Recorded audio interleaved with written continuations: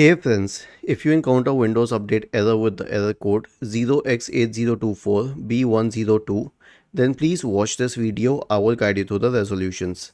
The first solution is to run the Windows Update troubleshooter. How would you do that?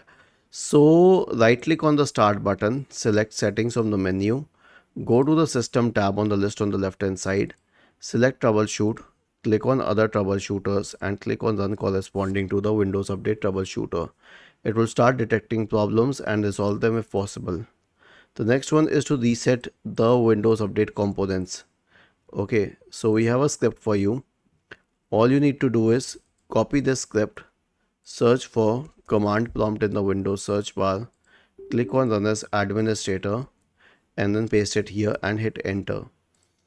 Now I'll tell you what the script would do. It will stop the services associated with Windows updates. It will delete the Windows Update profile. It will delete the contents of the software distribution and cat2 folders.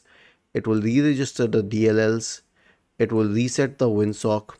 It will restart all the services associated with Windows updates. Was this helpful? If yes, then please subscribe to the channel. If not, then let us know in the comment section of the video on how we could help you further. Thank you for watching this video and have a nice day.